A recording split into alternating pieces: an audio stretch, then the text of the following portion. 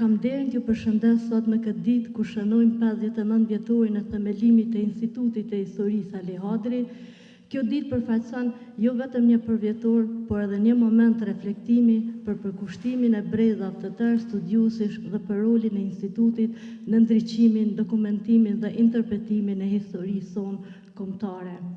Në këtë përvjetor kemi kënaqësinë të promovojmë 24 botime shkencore të realizuara në periudhën prill 2025-prill 2026.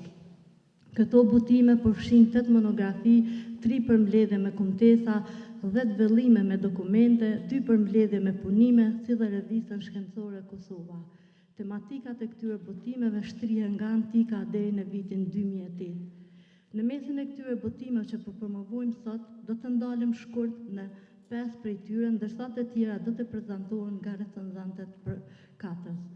Së pari sot po promovojmë vëllimin e parë të historisë së Kosovës. Ky botim përfaqëson një përpjekje serioze për të ndërtuar një narrativ të plotë, të argumentuar dhe të mbështetur në burime të shumta historike. Po ashtu një moment i veçantë është promovimi i numrit jubilar, numrit 50 të revistës Kosova.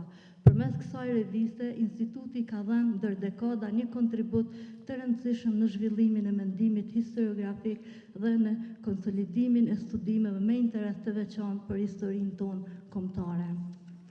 Një rëndësi të veçantë kanë edhe 3 përmbledhjet me punime nga konferencat shkencore, të cilat reflektojnë angazhimin tonë për trajtimin e temave me peshë për historinë e Kosovës dhe të shqiptarëve në përgjithësi. Botimi Kosova 1989-1999, organizimi dhe qëndresa për çlirim i dalë nga konferenca shkencore e mbajtur me 13 dhe 14 qershor, trajton një nga periudhat më vendimtare të historisë sonë të re. Përmes kumtesave të studiuesve, ky vëllim analizon dimensionet politike, shoqërore dhe organizative të qëndresës, duke ofruar një kontribut të rëndësishëm për kuptimin e proceseve që quan drejt çlirimit. Ndërkaq përmbledhja shqiptare dhe lufta e parë botërore, rezultati i konferencës shkencore ndërkombëtare të mbajtur me 25 tetor, e vendos përvojën shqiptare në një kontekst më të gjerë ndërkombëtar.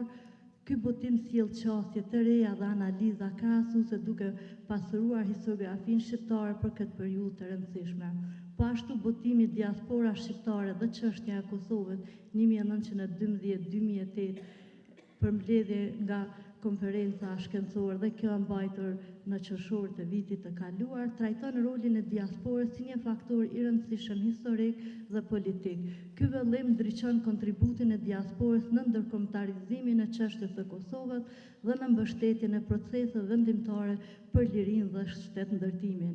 Të gjitha këto botime janë rezultat i punës së studiuesve të Institutit të Historisë, por edhe i bashkëpunimit të ngushtë me autorë dhe studiues të jashtëm, duke dëshmuar për kushtimin e Institutit të Historisë Ali Hadri ndaj kërkimit shkencor.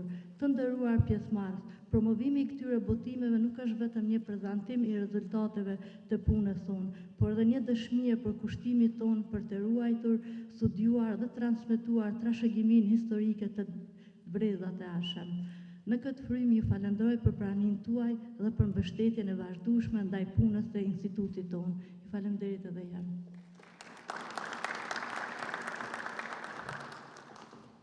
Faleminderit drejtoresh. Veprimtaria shkencore dhe botuese e Institutit të Historisë Ali Hadri në Prishtinë, bazuar në kontributin e punonjësve të tij shkencor dhe bashkëpunëtorëve të jashtëm, gjatë periudhës 2025-2026, përfaqëson një ndër angazhimet më të rëndësishme dhe më produktive kërkimore ndër vite. Brenda një intervali një vjeçar, instituti ka arritur të realizojë një volum të konsiderueshëm të vepra shkencore, duke shënuar një kulm të ri në zhvillimin e tij institucional dhe në kontributin ndaj historiografisë së Kosovës dhe shqiptare si dhe më gjerë.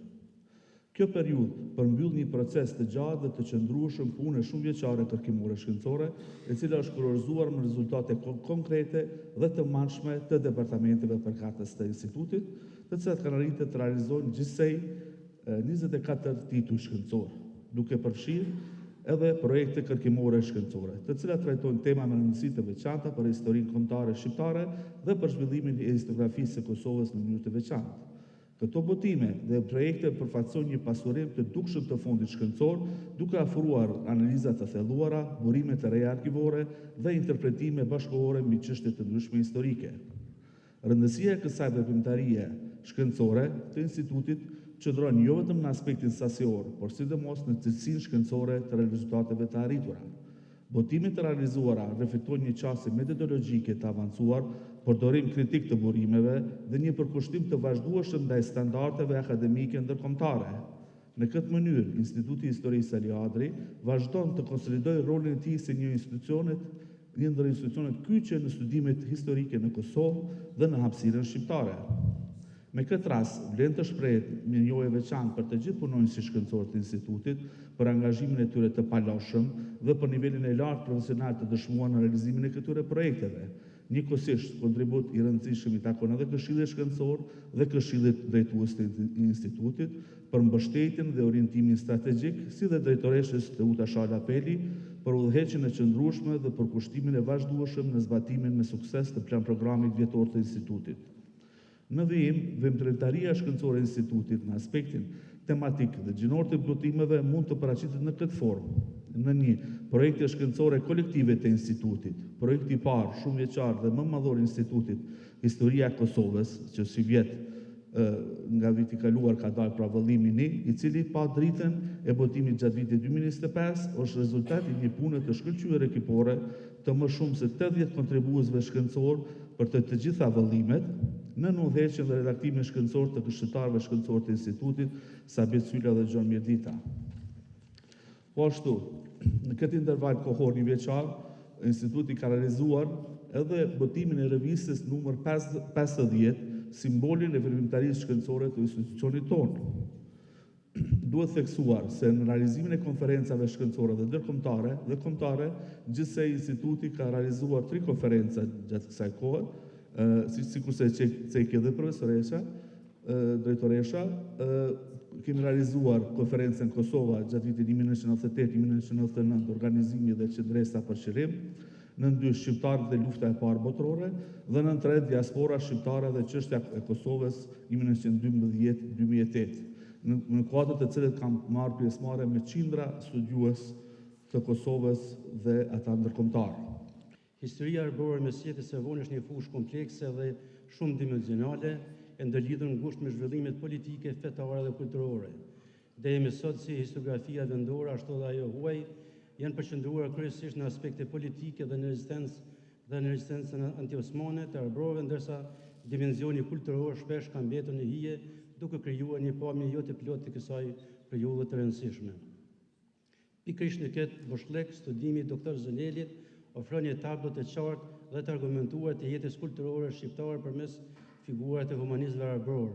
Autori arrin të dëshmojë lidhjet organike ndërmjet rilindjes evropiane dhe asaj arborore, duke vendosur kulturën shqiptare në rrjedhat e mëdha të qytetërimit evropian. Përmes analizës së veprave dhe aktivitetit të këtyre humanistëve, libri nuk mbetet thjesht një përmbledhje emrash, por shndërrohet një studim të mërfill shkencor të mbështetur në burime arkivore kredibile dhe në literaturë relevante. Autori Zeneli ndërton një portret të gjallë të arbërisë zjetare, ku bëhet e dukshme përgatësia evropiane e shqiptarëve, një realitet që në periudha të ndryshme është vënë në pikpyetje. Kompleksiteti i veprës reflektohet edhe në qasjen multidisciplinare të saj. Në këtë libër ndërthuhet historia, politika, religioni dhe kultura, duke sjellë një panoramë të gjerë të humanistëve arborë, të cilët përmes gjuhës universale latine i prezantuan Evropës vlerat e arborëve dhe njëkohësisht kontribuan në pasurimin e vetë kulturës evropiane. Një event të veçantë në studim zë trajtimi i pushtimit osman dhe pasojat e tij në jetën kulturore arborore. Autori thekson se përveç shkëputjes nga perëndimi, ky pushtim sodhe edhe largimin e elitës intelektuale nga dheu, duke varfëruar jetën kulturore në vend. Si rrjedhoi shumë nga veprat më të rëndësishme të humanizmit arbor u krijuan dhe botuan jashtë trojeve shqiptare. Në këtë kontekst, autori humanistët arbor ndani 2 grupe kryesore. Së pari ata që vepruan jashtë dheut, kryesisht në Itali dhe Dalmaci, duke filluar nga më të hershmit me Martin Segunin, Marin Barletin, Marin Beqekemin, Palenzin, Dimitri Frangun, Gjon Gazullin, Leonik Tomeu, Mikel Marulin e të tjerë, dhe së dyti ata që vepruan brenda vendit në kushtet e okupimit, kryesisht nga radhët e klerit katolik si Gjon Buzuku, Pjetër Buti, Frank Bardhi, Pjetër Bogdani e shumë të tjerë. Këta e fundit përmes veprimtarisë së tyre kishtare dhe letrare u përpoqën të ruajnë identitetin kombëtar dhe të pengonin asimilimin kulturor. Qëndresa atyre u shpreh mbi të gjitha përmes livrimit të gjuhës shqipe dhe botimit të teksteve fetare, duke vendosur themelet e zhvillimit të mëtejshëm të kulturës dhe letërsisë shqipe. Autori vënë në pas se një nga motivet kryesore të humanizmit ishte afirmimi i identitetit dhe prestigjit të arbërve, duke lidhur atë me lashtësinë. Tematika vepra të tyre përfshin të dheun, prejardhjen, gjeografin, mitin, kulturën, të mbi të gjitha figurën qendrore të historisë tonë, Gjergj Kastriotin, Skënderbeun. Në përfundim mund të konstatojmë se libri i Dr. Fidan Zenelit përfaqëson një kontribut të rëndësishëm në studimit historike dhe kulturor shqiptar dhe rikthen në vëmendje rolin e pazavendësueshëm të humanizmit arbor në ndërtimin e identitetit kulturor dhe në integrimin e tij në hapësirën evropiane. Dhe krejt përfund, autorit dhe kolegu tonë Dr. Fidan Zenelit i urojmë suksese dhe vepra të tjera. Ju falenderoj. Falenderojmë Zotin Berisha. Interesimi i Britanisë së Madhe për Gani Kryeziu 1945-1948, dokumente arkivore përgatitur për botim.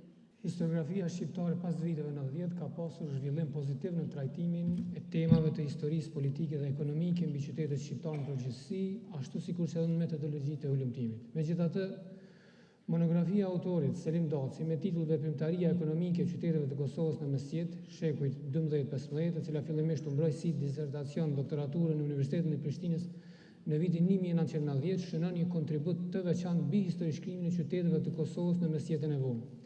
Madje mund thuhet se ky punim, i cili fillimisht zuri vend në raftet e bibliotekës së Institutit të Historisë Ali Hadri dhe bibliotekave tjera të institucioneve shkencore në Kosovë pas mbrojtjes, u bë i qasshëm për lexuesit e interesuar dhe kështu ishte një model i vlerë për studiuesit e rinj.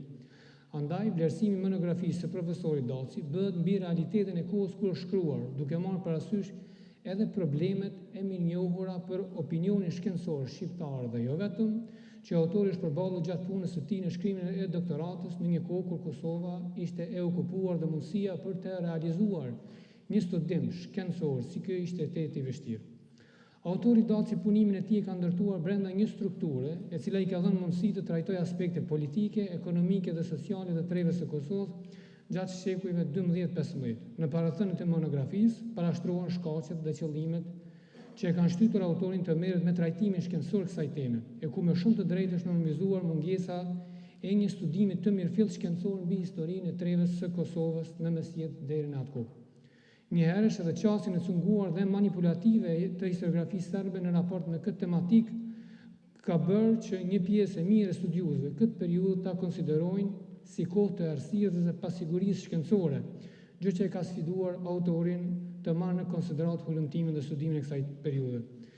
Sipas praktikave të bashkëkohore, autori kapitullin e parë ja kushton historisë politike të Kosovës që nga antikiteti e deri në pushtimin definitiv, vija kohore ku autori e përmbyll veprën e tij.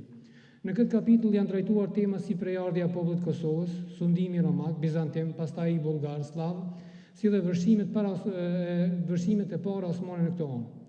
Me interes janë edhe detajt e ofruar mbi pushtimet bullgare të realizuar në këto anë në drejtimin e Simeonit si dhe Samuilit, e ku në kohën e këtij të parit kufit e carllëkut të tij shkonin përtej treves së Kosovës, Shqipërisë së Mesme dhe asaj të Jugut. Një hapësirë e veçantë është dhënë luftrave bizantine me princër serb gjatë shekullit 19 dhe pushtimeve të Stefan Nemanjës pas vitit 1180, i cili kishte arritur të përshtojë një pjesë të mirë të Dardanisë antike. Në kuadër të tendencës së një pjesë të historiografisë serbe për të eliminuar emrin shqiptar në treven e Kosovës, autori me burimet të proveniencës slave, siç janë kristobulat e gjysmës së dytë të shekullit 14, zhvillon një debat shkencor me studiuesit serb, siç është edhe Miloš Blagojević, të cilët ja shpërfaq falsifikimet në raport me abstrahimin e emrit shqiptar të përmendur në këto autorata të lëshuara nga Stefan Dyshani dhe të tjerët.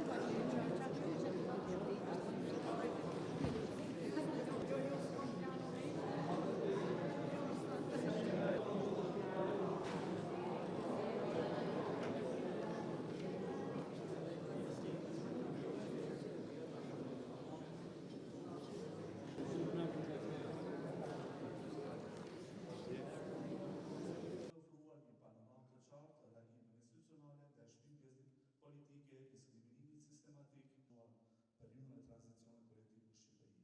Këto zhvillime reflektojnë një strategji të qëndrueshme diplomatike shqiptare, kufizimin e arsimit në gjuhën shqipe dhe shtypjen e institucioneve kulturore. Një dimension i veçantë të këtij zhvillimi është trajtimi i çështjeve arsimore dhe kohore për dekriminalizimin e çështjes përmes veprimtarisë politike dhe protesta studiuesit e marrëdhënieve ndërkombëtare, duke mundësuar një kuptim më të thelluar të proceseve politike.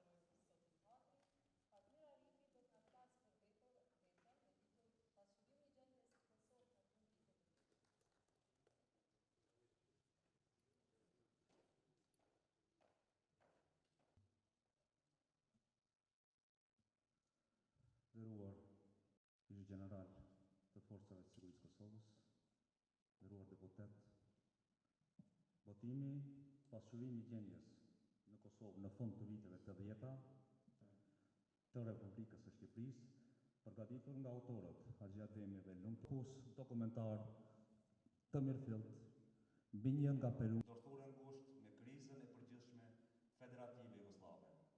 Heqja de facto